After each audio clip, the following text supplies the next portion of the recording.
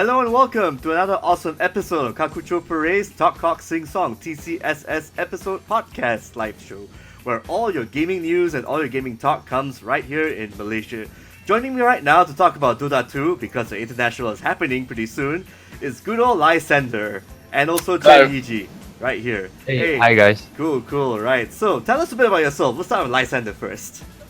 Washed up Dota 2 caster, that's what. You're not washed up, come on. You're actually taking a break and then coming back again in the fold. Hardly, man, come on. Yeah, in all seriousness, I have I still do Dota from time to time. I follow Dota.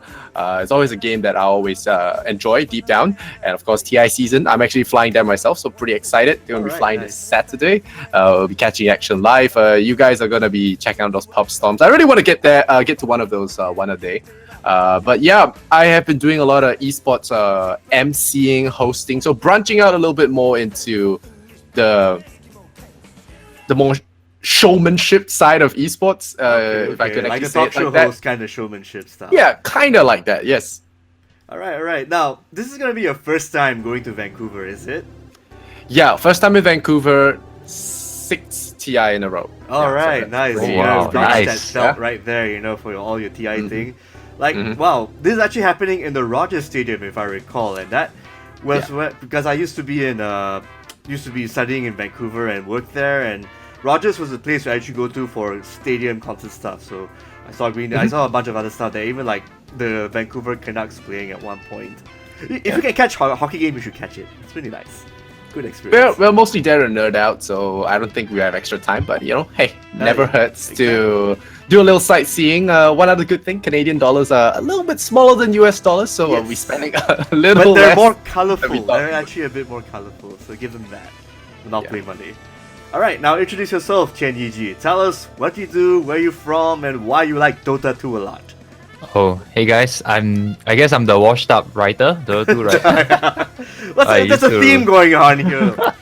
I used to write a lot, Washed right? Like I think the last article I wrote was like 6 months ago, so I think I'm a has-been by now. So right now, fortunately, I'm still working in the esports industry. I'm a marketing personnel for esports tech platform. And then for Dota 2, mostly because I've been playing it for so long, like over 12 years since Dota 1. And it's more of like, cost fallacy. yes, exactly, right? It's like, I've invested so much time. I have to turn this into something or else it's worthless. All this time that you have invested in, you gotta turn it to gold somehow, right? Yeah.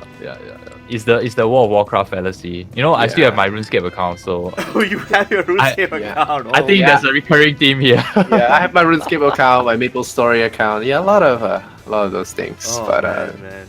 can't seem to pull myself out of Dota. So Same for everyone. Once it bites into you like a vampire, you can never let go, I guess. You're already turned. You're returned to the it's Dota 2 the vampire. quicksand of time. It saps all your time, and then after a while, it kind of feels comfortable. The warm embrace of that quicksand. Something familiar. Yeah. It won't kill you yet, but it feels nice. Yeah, it kills you slowly, and that's the charm. Right. Speaking of charming, the international. I can't believe it's actually happening really, really soon. Like it's like 3 more days, I guess.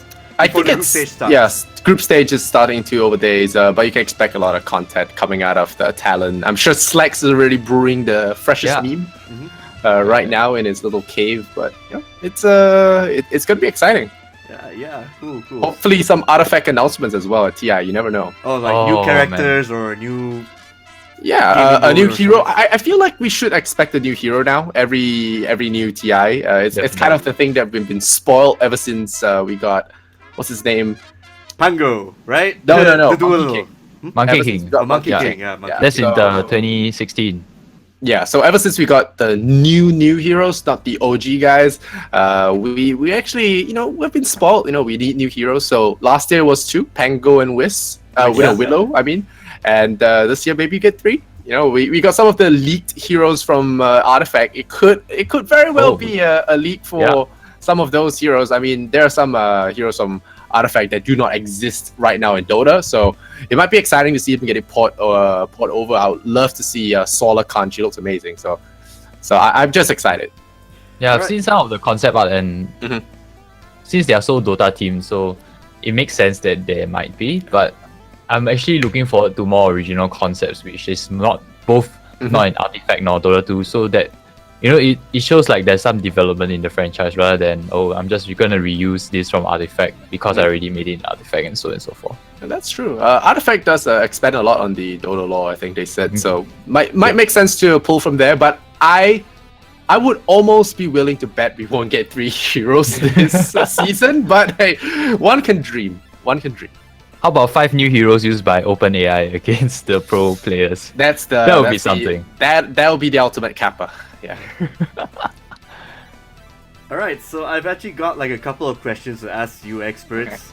And one of them is actually going to be pertaining over like, what is the general scene? I mean, leading up to Dota International 2018, like, like they've got all these leagues happening, getting all those major points from minor events and major events. Yeah. From this January up till now, like, how has the competitive scene been? Maybe we'll start with Yiji first. Oh, okay. So my analogy for this, and I love this analogy, is like this was the year of Bitcoin, so it was like a bull and bear market. But for Dota 2, right, it was the horse versus the bear. Because we saw these two teams, Team Liquid and Virtus Pro, constantly going head to head against each other, and in fact they are the top 2 DPC point earners of the whole season. Like respectively, it's like 12,000 points and 9,000 points to Team Liquid. So it's really been like more of an epic tug of war against these two teams rather than any other team really coming out of left field. I mean, there's the PSG LGD that dominated the later half of June to current season, I guess. But that dominance like worn off after one tournament, right? It was just one very good tournament that they had, and I just can't really see, right, other than the new wildcard editions that I'm excited about. It's more of like it's the same. It's just TI7 continued, I feel. With these two teams. Actually, when I just open up my notes right here, it's like the first 2 things that popped up: Horse, Bear, Virtus Pro, Russians, right? If I recall, Russians and European guys fighting off. Yeah. It's like, I think it's a meta like just concern like country-wise, like Europeans are still dominating this game compared to China or even Southeast Asia. Or I could be wrong. Maybe you could help me out here. I want to say like Virtus Pro as well as Liquid being Euro CIS teams, they got a lot of attention because they're in all the high profile events. Even Chinese teams, I think it's fair to say that China is one of the highest pools of talent in Dota. That's why they get so many invites a year. It's also they're also underrated by the Western audience, which is the audience that we are influenced by because we read English news. Definitely. So apart from Jack, sharing there's a couple of Chinese memes from both sides, it is very hard to get a grasp on what is hot now in China. Apart from what we hear or I'll see on the main stage, yes, Liquid and Virtus Pro are really strong, and VP has proven it in the DPC, but they have had really bad track record of choking at TI as well, so that is something that makes betting your chips on them a risky thing. That's one. Liquid is cursed, from winning last TI, and if no one has managed to win a TI again after 7 years, what makes you win? What makes you think that you can win 2 in a row? And but hey, their results seem to defy the TI curse thus far. But we can talk about everything we want, but the China curse is gonna override everything. So it doesn't really matter. I think China is gonna win again this year, despite all odds, and I think it's gonna be Team Serenity. I did cast a little bit of Chinese Dota. That's my wild guess. It's completely baseless. Not that baseless because I casted Serenity. They're pretty good, but I'm just gonna go for it and say Serenity. I'm gonna win TI this year, and if it is right, I'm a hero. But if it doesn't, it's just a wild. There are like a couple of Chinese teams I recall, right? LGD, VC Gaming, and a few others. I mean, Serenity. They're like, are they considered new, or they're actually consisting of guys who have actually been playing around the block for quite a while?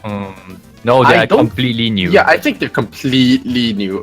Maybe one old pop star. I can search it out. But there are actually 2 experienced players like GGG and let me see their team composition again, because like CCZ sounds like a very familiar name that I only just casually glance at Dota 2. It's like, oh, okay, that's a guy apparently. Yeah, he probably has random like Chinese 2 team. years of experience, I think, Yeah. in terms of competitive experience. So it's GGG and I think it's Zinq, if I'm not wrong. Yeah, it's Zinq. The two players, they are the most experienced, but the other three, they are like more or less royal roaders. I would Yeah, call it's them. effectively a pub stack from China, but everyone knows from what Wings did that pub stack can still crush. So Yeah, Serenity are the Wings this year. The And, dream. they've got a great name as well, so why not? Why not? So, Lysander, is it safe to say that that's going to be your dark horse pick or your main? Oh yeah, winner pick? I already said right now. I'm just gonna go YOLO and say Serenity wins the whole thing. Of course, I want to see Virtus Pro win finally. Virtus Pro. You know, stop choking at the most important major of the year. But hey, you know, some curses just can't be broken, and I think we might be following the same trend of a Chinese team winning this year. I only hope there isn't a 3-0 this year. Last year's 3-0 was a spectacle, but if there's another 3-0, it's kind of sucky. yeah. Yeah, so.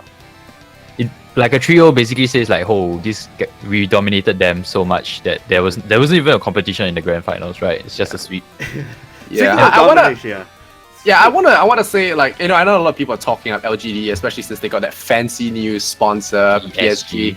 But yeah, these guys are cursed to get third place. They've got 2 third places at TI now, and a couple of non-grand finals finish. So they've got this curse that prevents them from being that final boss in the TI final. So they do well. Maybe in the they minors make and it to the final, majors. but they've never made a grand final before. So it's gonna that be is hard. accurate. Like close but no bananas, more or less, right? Yeah, close but no cigar. I think that's the Cigar. saying. Bananas, Yeah. I guess. Okay, cigars actually cooler. Yeah, so we'll go Yeah. with cigars. I think that's the actual saying. But Close but no You cigar. can do Yes, it. that's Yeah, the yeah, actual. close but no Yes. cigar. And the thing that I'm actually really hyped about this year is that Machine is going to be the host. Oh yeah. That's what I'm not a side host anymore. Okay, maybe I'm wrong. Maybe Red Eye is still the main overall host. Yeah. Nothing against Day9. I love Day9. I actually really like the guy. He's the reason I got into esports. But Machine is the best host in esports. That's a really bold claim, but I say he's the What makes best him host. special in this case, in this regard, to a casual viewer? Machine is just so good at. He just makes hosting so fluid. Like no segment with him is boring. It's something about that Brit magic as well. That accent comes out. It just makes everything just flow really smoothly. And you know, he's not that roguish to be unprofessional, but on the other hand, he has that cheeky, boyish humor. You know, he makes jack-off jokes on TI's main stage, gets away with it, makes NA jokes that everyone loves. You know, yeah, he has a good way of making you like him, and a very good way of assimilating the community. He's well loved in Counter-Strike, and I'm just glad he came over to another Valve game. All right, that's awesome. That's awesome. Now, I didn't get to actually ask Yiji about your pick. Like, who do you think would be like the winner for this, or even the dark horse for this particular tournament? I actually wanted to go Team Serenity also, but Lysander already picked Team Serenity, so I'll just go with my heart pick, right? Okay, Manesky. your hard pick. Oh, Manesky, Manesky, supporting wow, one. that's always so rooting cool. for Ice. But okay, let me tell you anecdote that I learned at the LAN shop. Like, it was a fellow pro player. It was someone who played with Ice before, and he called him always the bridegroom and never the bride. And I was like, what, are you serious? They was like, yeah, let me trace to you a giant history of Ice never winning the grand championship when he wants to. And then it all dates back all the way to when he was in Zenith, and they were playing Scythe? Scythe as he well, right? was in Yeah. Scythe and Zenith, yeah.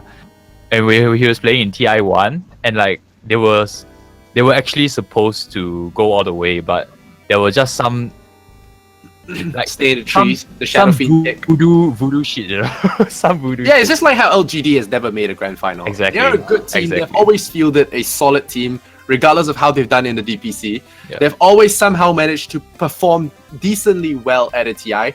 Always placing, I think, at least almost top 8 for everyone, except for one, I think, where they went 9-12. But most of the TIs they place in top 8, despite them doing badly in the rest of the year. So LGD has had consistent results, but never ending up in the grand final. So consistent in that regard as well. But if I were to say, like, to justify why Southeast Asia might win, is because of how teams have been focusing Pure bias, man. on European and CIS Dota because Yeah. like, None all of the those teams- teams. Is that what I you're still saying? feel Yeah. like it's not easier. You know, it's just something in the food. But no, it's something about The the playstyle seafood. of Southeast Asia that just doesn't seem to match up with the ingenuity Yeah. of European tactics, or as well Yeah. as the Chinese meticulousness. You know, it's like a halfway between seems the like both. their Like a playstyle hybrid is of way sorts, better. right? Like a Yeah, it's hybrid. never enough. Yeah. It's like a little bit of both, but it's like not a strong carbon copy of it, and it just falls short. So hey, I could be wrong. I love to cheer for the Singaporean flag once again. Singapore Uh, / Malaysia and Philippines too, because Mostly Malaysia. Malaysian. It's just and- one If it wins, it's Singaporean. That's how it goes. Fine, fine. If you say so, yeah. if you say so. We will claim it. That's Like how it you guys goes. claim chicken Gladly. rice. Yeah, I mean, I don't claim chicken rice, but yeah, sure. Singaporeans claim chicken rice. I have to admit, course. Singaporean chicken rice is better than Malaysian chicken rice. That's for sure. That I can agree on. Okay. Yeah. Now I think we've actually answered most of the bits here and there. Like, since you mentioned a Southeast Asian team, Yiji, Mineski. So, what do you think are Southeast Asia's style? I mean, we already mentioned the styles and fighting and whatnot, but there are other teams, if I recall, right? TNC Predator. Am I correct? on this? Yes, you're right. So, what do you think are their chances in this TI based on the performance they've been doing so far since January? Okay, so TNC Predator, the biggest problem about them is that they are known. Like the previous time where they made a deep run, they were pretty much an unknown quality, and they had a very good leader under Demon. So they managed to channel that kind of Southeast Asian Underdog power. wildness, yeah, and some underdog power into a more coordinated strike, right? But against like super veteran teams, the Southeast Asian playstyle just isn't suited well to play into those. Like to play Southeast Asian style, you have to be overconfident, and to be overconfident is also to expose yourself, like have a lot of weaknesses which very good teams will be able to exploit no problem. And after TNC was like researched after a few main stage games, they pretty much lost their edge, and their defeat was just writing on the wall basically. But there is one caveat to argue about that. It might be C's here because in the previous years, these guys were newbies on the grand stage. TNC, Fnatic, even to an extent, okay, except for Ice, most of the C players have never really seen the floodlights. They've never seen the stadiums, Yeah. the huge crowds cheering. That the nerves get to you, and a lot of C teams have proven themselves to be very emotionally malleable. And in this particular TI, is TI8. TNC has had a few runs at Key Arena now. Yep. So maybe with all that training from the majors, maybe they're used to it by now. Maybe they're better suited for this big stage event, and maybe they play to their maximum potential. That C aggression coming out and claiming it for our region. It's possible that they're finally on par, but it really is very hard to say. Yeah. Very hard to say. But they are within the confines of the curse, so it is possible that they can still get the Aegis. Technically, in the technical grey area. The Aegis only blocks you if you're from the west. So if you're from the east, even if it's Southeast Asia, it counts. It counts. Yeah, So, yeah. if it's any year, it's this year, man. Okay. Definitely. Like before it's too late, and before some of our more valuable players retire. Yeah. Yeah, what's the But, retirement age Mushi nowadays? has made it his job to not retire till he's got an Aegis. So. I mean, it really depends on the player. I've heard like Daigo Umahara is perhaps the best example. You know best, It's like John. 30 plus. And Yeah, he's still 32, fighting I think. Really well. No, Alex Valle as well. He's also a 30 plus guy, maybe even 40. Exactly. I forgot his age, but he can still kick ass in Street Fighter Yeah, 5 if you put your mind to it. So it's never about the fingers. It's not also the head, the mind. I think and it's more everything. about whether you're willing to push yourself. Like I'm sure you can feel like the tiredness and the mechanical inaccuracies start to stack up as you age. But it's more of like how much mental discipline can you input into yourself to not be affected by all these so-called stumbling blocks, and how you can continue to play, have the mental fortitude at the top level. Because we've seen players like Fierce TI. Was he at TI5? If I'm not wrong, he was at TI5. Yeah. And I felt that TI5 EG which won, it won mainly because of their mental fortitude. We could see their opponents crumbling after the after they figured out they were outdrafted by PPD because of the Leshrac open pick. Yep. Like we might see that in TI8 as well because the draft pool is so open. And okay, we have yet to have a proper tournament, but already you can see the trends are coming up in pub games, and we all know like some of pub game strats will translate over into pro game. Yeah. There are a lot of changes to the hero pool this year, and a lot of people are saying that almost 100% of the heroes will be picked this year. Yep. Still remains to be seen, but that is very exciting news. Some deviation from the normal strategies. Always going to be very fun. Also, PPD is going to be bringing his new team Optic to TI this year, no longer flying the EG banner. So that is an underdog to look out for as well. They are a team of a ragtag, I don't know what to call them. They either do very well or they crash and burn. Yeah, they are very, very EE to that regard. Yes. They got geniuses in the captain spot, but you have to. Actually, no, they are a reverse. They have similar results, but they have very different makeups, right? So you got Optic, which has a very clear leader, which is PPD, and you got this tag team of rogues around him that either do very well or just completely let him down. And then you got EE, who is that rogue as a leader, and he's got this whole team trying to make him stay afloat throughout the game. And I think that's a very exciting dynamic to watch from either of these teams. So Optic's definitely got my vote. Fnatic's always got my vote as well because EE is EE, and I really love seeing Pylai and Universe do their damage to carry him. Even DJ, actually the whole team just keeps him afloat, and that's fun. So I hope it does look like these two teams will find each other in the lower bracket because that's how they roll. But I really hope Envy and Optic go far this round before actually having to knock each other out.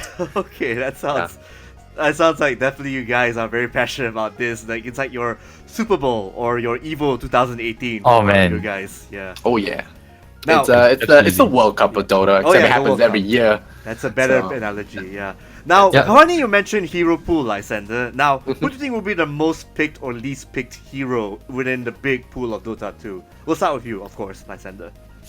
I think this is very hard to say because it's very easy to get biased about this, but a lot of times the hero that we think is very good gets popular within the TI meta because there's a meta every tournament. And if this hero gets popular, say in the group stages, then everyone's going to start banning it in the main stage, and then the pick rate drops even though it's supposedly popular. Like for example, if we think that Doom is popular, everyone's going to start picking Doom at the start, and then they realize, okay, crap, we need to remove one of these early 3 bans for Doom. And then everyone slots Doom as long as their second pick, and we have this whole conundrum where it's very hard to predict. So you kind of have to predict the second or third most popular hero. And I really don't think I have a name in mind.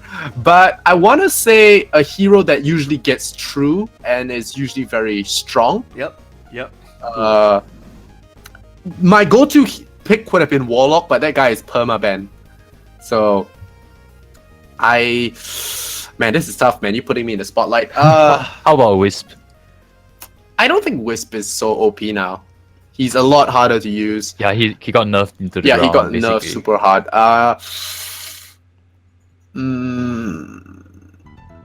really don't know. I'm just gonna go and say like something weird like Ogre. Okay, we'll stick with Ogre. It's all Ogre. Maybe Ogre. I don't know. Like I could be super wrong with this. Probably Warlock. But these heroes are just like permaban. Maybe Mirana. She's been really good. I have a feeling Klings will see pick like a rise in picks this TI, not I think he's like a hidden strat for a lot of teams now, but we might not see it in the group stages. We might, but like I said, if he becomes popular, he's gonna get super banned because people are not ready for it. They just ban it. So that's when you start to see a lot of picks. So maybe I will just go with Warlock. Yeah. Okay. Now, Yiji, your turn. Nice. You know the pool more or less, right? I was looking at the patch. And the updates to the certain heroes. I was more looking out for like Zeus, Enchantress, Chen, but like. So you think Jungle's coming back? Yeah, I'm thinking Jungle is making a big return. Mainly because, like, okay, sure, like there's no more Permanent Shield, no more Iron Talon, but the fact that the stacking mechanics has become so strong, like you actually get so much gold from stacking now. There's such a huge emphasis on being able to control bounty runes and consequently since you're controlling the bounty runes, you're in the jungle. So I think all these heroes like Zeus, and basically any hero that give you bonus vision and is able to jungle somewhat, will be extremely popular. Bad Rider, Zeus, and Venomancer. Venomancer, yes.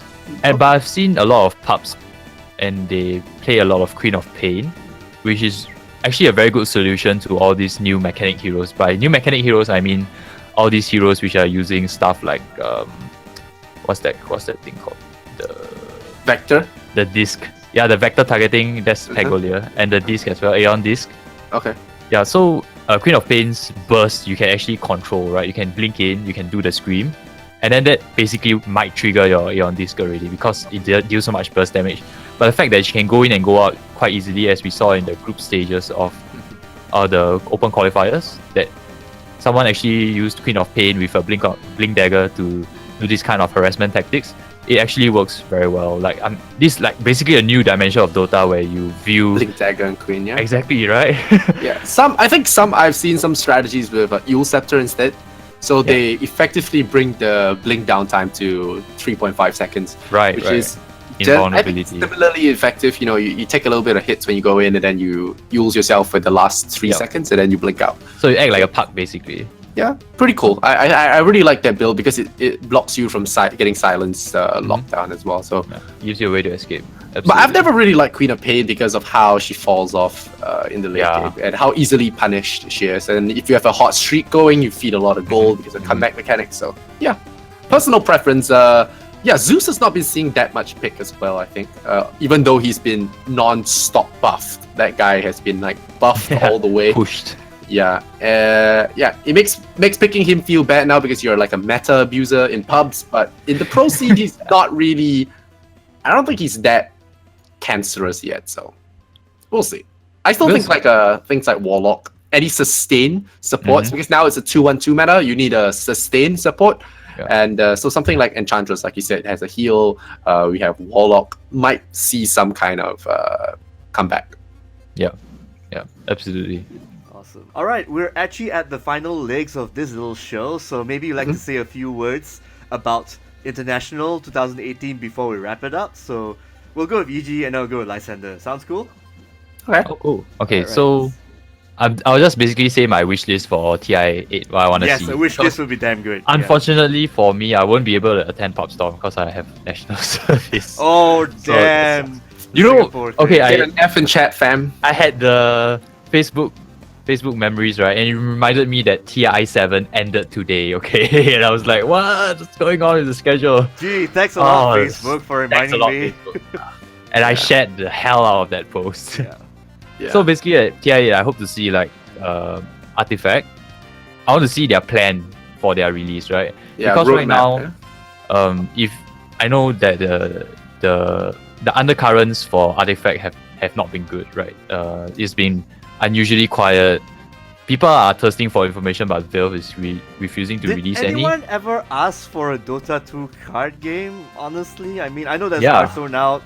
Even people were a bit skeptical about the whole Elder Scrolls card game. Now we got Dota 2 in the mix. It's a bit Hey, strange. Elder Scrolls card game was pretty fun. I played it. Yeah. TSL Legends is TS Legends? It's Legends. It's Legends. TSO Legends. Teso. Yeah, Yeah, TSO, those yeah. Elder Oh, Scrolls. Test It's pretty Legends. good. I'm not gonna lie. If it came out first ahead of Hearthstone, it might have been better. I don't know. Yeah. It's very cool. It puts the whole. It's very Hearthstone-y because you get like 1 mana a turn. They have the whole switch around with the coin giving you 3 users. That feels a little OP in my mind, but you know that's probably noob player thinking. Yeah. But I really like the shadow lane and the bright lane, so it's pretty effective. The effects are cool. Skyrim has always been a part of your gaming life at one point. Morrowind nice. as well too. Don't forget Morrowind. And I only played at Skyrim. I'm not that OG, but it's still good enough to sink me into the lore of Drog and what I hope when they do Goddamn review giants and Artifact, dragons too. like it'll be I hope Artifact will just be simple. Like right now, it seems too complicated. From what I've seen from the IGN previews, etc. Yeah, let's hope that's not the case because the thing about card games is you're supposed to attract a casual audience with simple rules, but also masterful plays. When you try to complex it up, or for the strategic player, you tend to alienate a lot of people. Yes. And also, strategic games are usually very solvable. And as a result, you get very stale metas. I think one very good example is Gwent. And I love that game as a chess player. I love the Witcher franchise. I love CDPR. But Gwent has just been plagued with the whole too strategic kind of gameplay. I still play it every day. It's something I really enjoy. So you got to give it some credit. There are people who are actually putting this in the competitive scene. That's for sure. Gwent? Yeah, Gwent. There is a competitive scene. Oh, yeah. Gwent has this small group of fanatics just rooting for them. I'm included. I love to see Gwent on the main stage. They have a huge homecoming patch coming in about a month or two, and that is going to apparently revamp every single card. So they're practically changing the whole game in favor of esporting it. So I hope it works out. I trust CDPR. They made one of the best RPGs I've ever played. So hands down, yes. I trust them. So yeah, I hope the best for Artifact. Valve's policy of community engagement in the past does worry me when it comes to making a card game like this. If you look at all the good, successful card games out there, it does come with a lot of community support. Like how, I guess we look at Blizzard, right? With Hearthstone, they have a lot of community outreach. They have cute little events. At least they have things to have Hearthstone interact with, whereas Valve is very hands-off. It's based on a very old franchise too, the Warcraft series, 90s, right? Yeah, it's also like they have the fireside gatherings, they have a lot of community stuff, they have tavern brawls and cute little things like that. And then Valve has always done the whole hands-off, community run its own thing kind of style. And for a game like Dota with a cult following, that's fine. Counter-Strike cult following, that's fine. But this is a new brand of IP. They're gonna need to change it up if they want things to work. And I look forward to it. I want to hear any announcements so that we can talk more about it. Please have some announcements. Yeah, more leaks would be great. Yeah, something but new. I feel like with TI being designed with all the green crystals, they're almost exactly right. Like they're confirming it at this point, right? That's gonna be Artifact talk. It's all they can be talking about right now, and we shall see. I want to see something happen. It's probably gonna happen on Grand Finals Day, but who knows?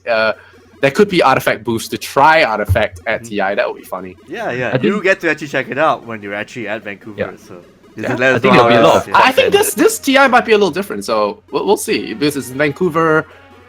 Artifacts in the background. Maybe it's gonna happen. I'm excited. I just hope that there's a proper orchestra performance, because when they had it in TI4, TI3, it was super cool, right? I actually listened to it as part of my work listening. Like work music. Not workout, like working in the office. Yeah. Sitting in my easy Wait, chair. there's actually music in Dota too? Sorry. The orchestral music is really good. Okay, like the way they I'll arrange give the it. benefit of the doubt because I don't play that much Dota. So there you go. By my favorite arranger, I think the guy arranged the soundtrack for Guild Wars as well, which is my favorite game. Yeah, it's like a full orchestra at the event that they play. Every year there's an opening ceremony. I missed it last year because I didn't get my tickets in time, so I'm flying a day earlier this year to get my tickets so that I don't miss the opening ceremony. I hope Gabe stays welcome to International. He didn't say it last year, which is kind of sad. What will he wear and how long will his beard be? Yeah, so I don't mind if he does a cameo. I don't mind it. He better say it this year. He's like the Stan Lee of Dota. It's got to happen, right? The Stan Lee of the gaming universe.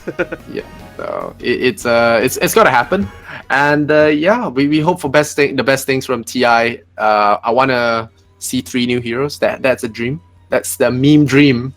If you can get 3 heroes this year, everyone's I'm buying all of you guys a drink, but it's never happening. Thanks. So. No. Cool. It'll definitely happen. I look forward to the free drink when I'm down in Singapore later. 5 new heroes. 5 is definitely not happening. 3 is in like the 1% realm of possibility. Sounds like a sweet number. 3. Good things come in threes. Yeah. Good things come in pairs. Threes too. Threesomes. All right, and with that, I think we can end our show right now. Yes. All right. Thank you again for joining me for this really awesome Dota 2 pre-international 2018 talk. Thanks again for taking your precious time to actually join me in this auspicious little show. Thanks again, Yiji, for joining me for this. Thanks for inviting me, John. All right, and thanks again, Lysander, for this. Really good to talk to you again as usual. Cheers, guys. All right, cool. And with that, this is us signing out. See you on the other side.